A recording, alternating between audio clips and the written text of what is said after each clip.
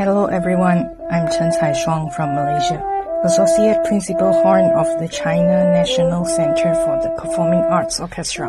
In China, my second hometown, I have many musical stories to share with you all. You grew up in Malaysia and now you're the Associate Principal Horn of the China National Center for the Performing Arts Orchestra. So I really wonder, why did you choose the French horn at the very beginning instead of other instruments? And is there any special connections between you and it?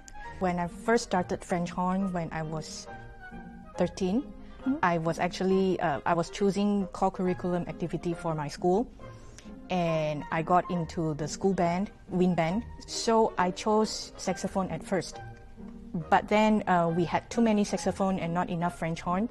And eventually I asked to change to French horn because my sister played in the very same school band before me. We know every instrument requires some common qualities, just like a good sense of music or strong focus. So when it comes to the French horn specifically, what special qualities do you think a player needs?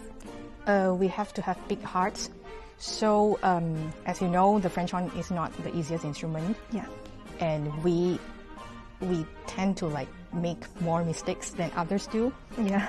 And we have to have a big heart for that. So always prepare for the best, but also be ready for the worst outcome. I remember in Singapore, you studied with Professor Han Xiaoguang, a renowned Chinese musical artist. And did you start to learn about the Chinese musical aesthetics and the playing ideas from him? Yes, there's a lot and very technical, but I would like to talk about the spirit that I learned from him, 活到老，学到老. Yeah. So he's still playing now and still teaching, and he always tells us that he still finds new things about playing the French horn. And this kind of spirit, I would like to do it as well. What do you think the biggest difference between developing your music career here in Switzerland and in the Southeast Asia? I think NCPA has a lot of exciting projects. So during my first year here, I remember we get to play Tristan und Isolde by Wagner. During the first year, we did Rosenkavalier and Tristan und Isolde. I think that's a very luxurious program for a French horn player. Yeah. It's very challenging, but it's also a very good opportunity to get to know this music. And I think NCPA provides a really good platform for musicians who like to try a lot of repertoires and projects. I started playing Chinese repertoire actually already in Malaysia. We played a lot of music, like traditional folk music, like 瑶族舞曲. It's very famous. Yeah, 青藏高原，长江之歌, even Yellow River. And so this is not very fresh for me. But what is new here is I get to participate in a lot of premieres of Chinese works, like Red Sorghum. It's very exciting because I've only read about premieres in history books. And during my time with NCPA, I actually had a lot of opportunity just by doing it. Yeah. So it's very exciting.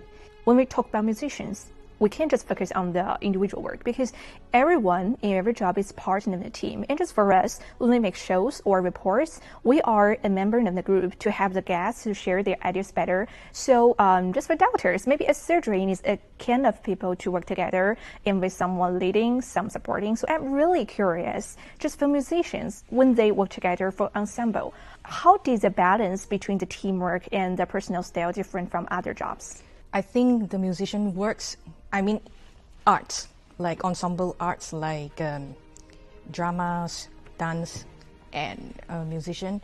I think the teamwork is more intimate as compared to other career. We have to stay together at least for a couple of days to work closely, especially for small ensembles. So during that time, we will get to know each other's personality, musical-wise, and and then we will make compromises and then try to make a very good performance out of it. Back in the end of 2022, my family called me and told me my mom wasn't going to make it. And I was so flustered, I couldn't organize a flight back to Malaysia. And I called Xiaoxing and the office. So eventually the office helped me to organize everything. And they gave me enough time to grieve before I come. And that's like the most heartwarming moment I've ever felt. Yeah, it's really a tough time, but your colleagues give you a lot of hard work. after staying for so long time, I get to know that actually within China, the cultural difference is very varied. So when I first arrived, after spending time with my colleague for a long time, they only made the comment that they feel like I'm from southern China, which is somewhat true because my ancestral home is actually in Fujian. Fujian? Yeah. But you grew up in Malaysia, right? Yeah, I was born and raised in Malaysia, but my family practices traditions like similar to Fujian. Fujian. Yeah. How long have you been to Fujian? I've never been to Fujian. But your family has a Fujian culture, just influence your... Yes. Yeah. Over the years, you toured to Europe, Russia, and other places with the NCPA, and you collaborated with many foreign orchestras. So, Caishuang, what role do you think you play in the musical and the cultural exchanges between China and the world? I'm going to quote my cliche quote again, which is like music is really an international language. It's like a band, right? Bring us together. Yeah. So when we tour around the world and we work with musicians around the world, for instance, when we are performing in Europe, in Russia, we don't speak each other's language, but at that moment, we share something. So when we play, the audience listen, and then we didn't have to talk, and we exchange during the performance, we create something together, performance. But would there be some difficulties because you can't understand each other's language? No, we just play and they listen. They understand the music. Yeah. I'm totally sure you create many more stories with music in China. So do you have a to-do list for the future? Just could you please share the top 3 things, wishes or dreams you think you must achieve here in China?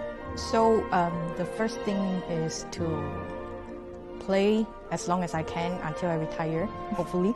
And the second one is I hope sometime in the future I get to play in Fujian. I've never been to Fujian because that's where my ancestors come from. Yeah.